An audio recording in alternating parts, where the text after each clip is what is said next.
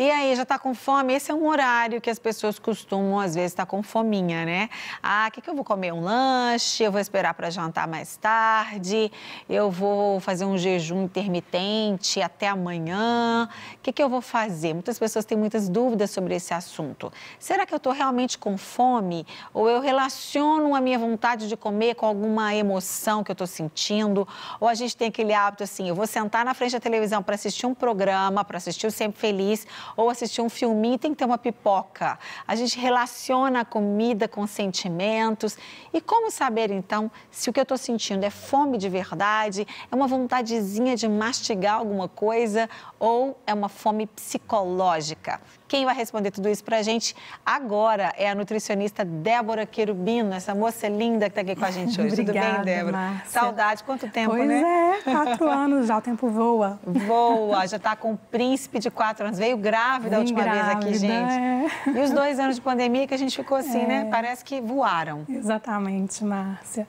Mas então, respondendo a sua pergunta, é muito importante a gente aprender a diferenciar os 2 tipos de fome, né? Eu falo isso muito no consultório, porque esses 2 tipos, a fome emocional e a fome física, elas são distintas porque a emocional, normalmente, ela traz emoções, ou seja, é aquele ditado que a gente come emoções. Então, às vezes a pessoa está com alguma ansiedade, alguma preocupação, ou teve algum dia estressante no trabalho, ou até alimentação errada, pulou alguma refeição, o próprio jejum, se não for feito de maneira correta. O nosso organismo, ele tem uma necessidade fisiológica de comer aproximadamente em torno de 4 a 6 horas, né? Que é essa a fome física. A fome física, a gente consegue diferenciá-la quando a gente começa a ter dor de cabeça, mau humor, chega com compulsão alimentar, muita fome na próxima refeição, e é aquela que qualquer coisa que nos oferecer, a gente aceita. Sim. A emocional, não. É aquela que se abre a geladeira, fica lá, gente, o que eu vou comer?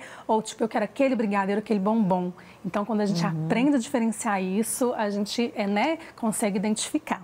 Sim. A importância de diferenciar os 2 tipos de fome, digamos assim, Débora, é só para quem quer manter um peso ou porque para a nossa saúde também isso é importante? Para que a gente não coma desnecessariamente, não coma coisas que não... É claro que de vez em quando, né, todo mundo sai um pouquinho daquela questão do saudável, igual você citou aí, o brigadeiro, o bombom.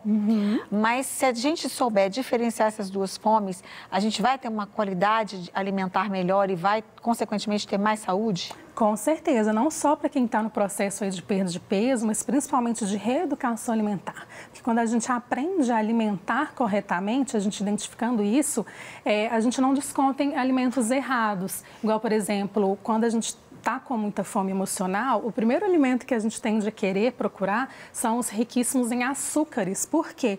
O açúcar é um alimento que ele estimula a produção de serotonina, que é um hormônio da alegria, o hormônio do prazer. Então, quando a gente come aquilo, a gente fica feliz.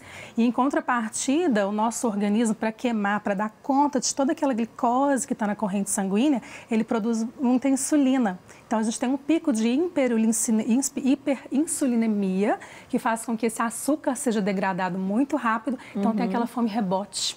Então, a pessoa ainda vai ter mais fome achando que aquele alimento, saciou. Por isso que também quem está em processo de perda de peso, quando for se alimentar, incluir alimentos que geram saciedade, ou seja, gordura, proteína de qualidade, gordura de qualidade, proteína, fibras. Se a gente ter isso bem distribuído na alimentação, a gente evita muita fome na hora errada. Ah, é verdade. Isso é muito bom, né? Porque tem gente que a gente sempre acha que todo mundo está querendo perder peso, mas tem gente que quer ganhar peso, né? E quais os cuidados para essa pessoa que quer ganhar peso ou ela quer ganhar massa muscular? E, inclusive, esse é um tema muito importante, porque, em contrapartida, quem fica em jejum, a tendência é perder massa muscular.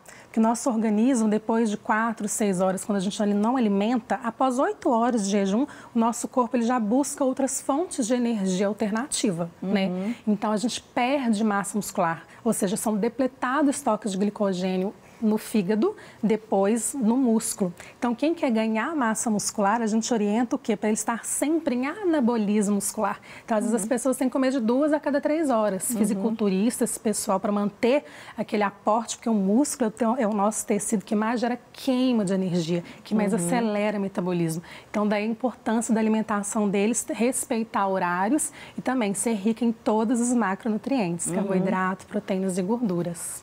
Sim, mas assim, você citou os fisiculturistas, por exemplo, quem quer ganhar uma massa exagerada. A gente que é normal, não quer perder a massa que a gente tem, quer ganhar, claro, um pouco mais de massa muscular.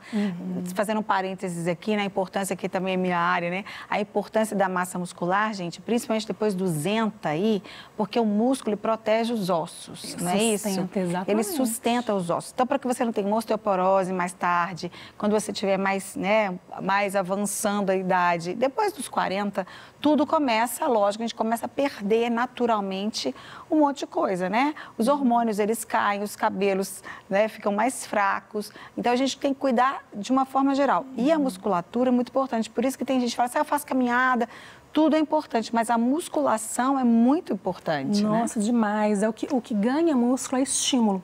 Então, a gente tem que fazer o quê? Com que esse músculo ele sofra esse estímulo, que é na musculação. E aumentar a carga, né, Márcia? Então, quanto menos repetições, mais cargas. Exatamente, isso que você falou é importantíssimo. É o que acontece com o envelhecimento. O que acontece com o envelhecimento? A gente tende a o quê? Ganhar gordura, principalmente na região abdominal. Inclusive, um dos maiores estresses oxidativos, estresse que o organismo sofre é a privação de energia, né? E então, se comer bem, evita que a gente entre em catabolismo muscular. Não só, né, fisiculturista, qualquer pessoa normal que pretenda preservar a massa muscular precisa associar, né, com um bom treino, um bom pré-treino, o que vai comer antes, o que vai comer depois. Isso tudo é muito importante no contexto da alimentação saudável. Maravilha. Bom, Débora, o que você poderia recomendar para as pessoas para que elas cheguem ao final do dia? Porque todo mundo fala assim, se você não se alimenta durante o dia bem, chega de noite, você está com muita fome e acaba comendo errado. Aí vem a corrente do jejum intermitente também. E aí se falava, você também citou agora, que a gente tem que comer de 3 em 3 horas. E a gente vê médicos falando que não é bem assim mais, que agora você já pode ficar mais tempo sem comer. E aí? Como encontrar esse equilíbrio? É importante que a pessoa também procure um profissional, procure um médico para orientá-la nessa questão do jejum, do intermitente, quanto tempo pode ficar sem comer, o que comer. Porque falava isso, né? Café da manhã de rei, almoço de príncipe, jantar de meio, né? Jantar pouquinho, e aí parece que já mudou tudo isso. Como é que tá? Pois é, por isso que eu falo que antes de tudo a gente tem que tratar o ser com individualidade. Cada um é um. Então, por exemplo, eu vejo no consultório pacientes que ficam tranquilamente 4, 6 horas sem comer e não chegam com tanta fome na próxima refeição. Eu falo que Deus é tão maravilhoso, né, Márcia, que Ele cria até uma homeostase. O nosso corpo, ele precisa de uma homeostase. Então, as pessoas, elas entram, acostumam. E aí tem uma faca de 2 gumes também, que é a questão do jejum. No início, perde peso. Porque qual que é o intuito do jejum? Você estar em quê? Em déficit energético. O que emagrece? Você ingerir menos calorias e gastar mais. Esse é o intuito do jejum. Só que, então, se um corpo que está acostumado aí a consumir 3.000 calorias vem com o jejum, ele vai emagrecer fatalmente. Só que será que esse emagrecimento ele vai ser sustentável? A questão é essa. No início, esse emagrecimento pode ser mais rápido, inclusive às custas de massa muscular. O que acontece com isso? Nosso metabolismo ele vai ficando lento. Aí a pessoa entra naquela fase de platô, já viu, emagrece, aí depois, nossa, mas já estou fazendo a mesma dieta, não estou conseguindo emagrecer. Por quê? O que está por trás disso? Será que às vezes esse jejum não está mais funcionando porque o corpo ele tende... Ele tem uma memória celular, né? Que é sempre voltar a recuperar o peso que está. Então, sim, a gente tem que tratar com individualidade, traçar estratégias diferentes em todo o percurso. Então, é somente um profissional mesmo para dar uma boa orientação. Ah, ótimo. A não ser que a pessoa, por exemplo, eu tenho a prática de jejum na minha vida, não por causa de perder peso, mas jejum espiritual. Eu faço jejum praticamente todos os dias. Há muitos anos. Então, assim, eu já acostumei com o jejum. E, é claro, o risco do jejum prolongado, é você se enganar depois. agora posso comer o que eu quiser. Isso, nas janelas, né? Livres, na hora que vai comer. Naquela parte, por exemplo, você faz um jejum, você comeu 9 horas da noite. Aí você vai comer no outro dia, 9 horas da manhã, são 12 horas de jejum. Você estava dormindo, mas você estava em jejum. E aí, às vezes, eu faço 24 horas, 30 horas de jejum. E para mim isso é tranquilo. Acostumou. Porque eu acostumei muito, há muitos anos eu jejum. Então, eu começo o jejum às 7 horas da noite, eu não vou comer mais nada. Aí, como no outro dia, 7 horas da noite ou 10 horas da noite, sei lá. Mas aí é o que é o problema, porque aí eu me vigio, né? Eu falo assim, então agora eu posso comer o que eu quiser, posso comer doce, eu posso comer muito carboidrato. Então, esse também é o problema de quem já se acostumou a jejuar sempre, não é? Por isso que é importante também vocês, profissionais da nutrição, nos ajudarem. Mas você quer fazer jejum todos os dias? Você quer fazer um jejum, então alterna, faz um dia um jejum menor, outro dia um jejum maior. Para o corpo não sofrer tanto, exatamente. Né? E não ter déficit também de nutrientes, né? Então, se é um jejum muito prolongado, tem que ter todo esse cuidado. Mas isso aí que você falou, realmente, tem gente que adapta bem. Um paciente diabético, por exemplo, já não poderia fazer o jejum. De jeito nenhum. Então, assim, não é qualquer pessoa que pode fazer. E o jejum espiritual está além também disso, né? A gente também tem as guloseimas, então tem vários tipos de jejum. Sim. Então, assim, é desde que a pessoa, porque tem sintomas também que a gente sente, começa a identificar, por exemplo, fraqueza, tontura, principalmente no início, a pessoa que nunca fez jejum está começando, ela começa a ter cefaleia, tontura, fraqueza, mal-estar, cetose, o hálito, né? Porque o corpo aí já começa a queimar outras fontes de energia, que são os corpos cetônicos, vindo lá da gordura. Então, é uma bola de neve, acontece.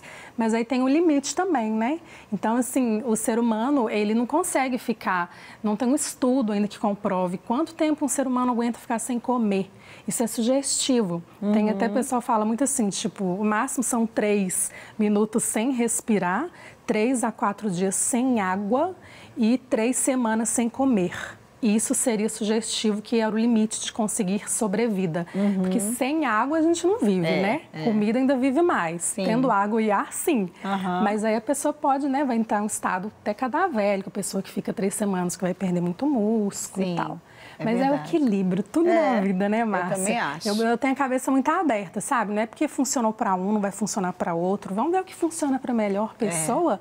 E ir ajustando no dia a dia. É verdade. E as pessoas me perguntam, quando eu falo, gente, não faça esse jejum. Não faça o jejum assim, você está começando agora a jejuar, por exemplo, o jejum espiritual. Começa tirando o café da manhã, né? No outro dia você tira, prolonga mais um pouco, vai até meio-dia, vai durante um tempo. E de preferência, até para fazer o jejum espiritual, é bom ter um acompanhamento, uma nutricionista, exatamente pelo que você falou. Primeiro, fazer um check-up. Às vezes a pessoa, ela, por exemplo, está com um hipotiroidismo. Exatamente. O que pode acontecer, por exemplo, Débora, se ela tiver um hipor ou um hipertiroidismo? Então, o metabolismo ele fica descompensado. No caso do hipo, ele fica mais lento. Então, a pessoa tende, às vezes, a comer mais, nem percebe que está comendo, e o que ela come, ela não tem um gasto energético da própria doença, né? E o hiper já é o contrário. Então, a pessoa, às vezes, tem um emagrecimento muito rápido. Então, se notou, comecei a perder peso muito rápido. O próprio diabetes também causa uma perda de peso muito rápida no início. Então, a primeira coisa é fazer exame. E para quem está iniciando o jejum, eu gosto muito de começar tirando o jantar, assim, porque eu falo que à noite é o ciclo circadiano, né?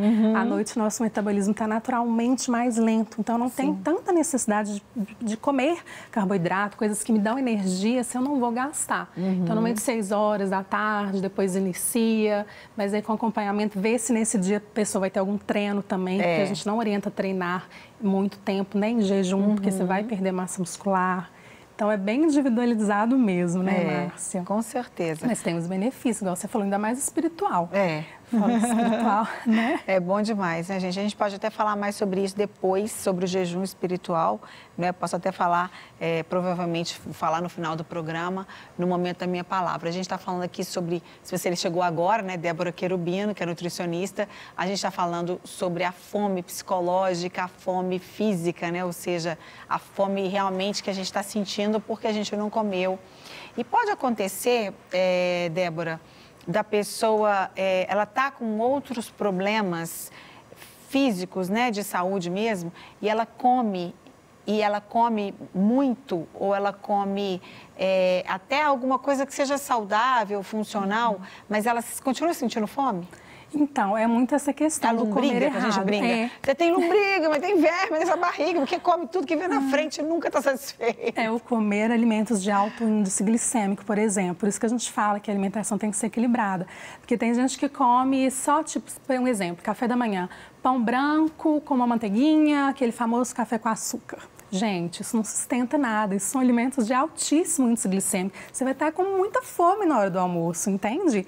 Então, depende do que a pessoa vai comer para que ela fique saciada ao longo do dia. E tem também uma outra fome, a fome oculta. O que é a fome oculta? É a fome de determinados micronutrientes, ou seja, a pessoa até alimenta.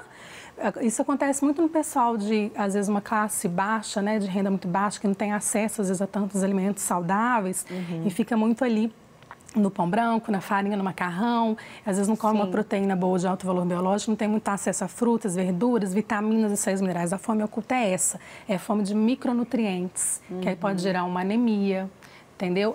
O sistema imunológico, falta de proteína, às vezes degradação muscular, então eu perco um aminoácido importantíssimo para o sistema imunológico, que é a glutamina.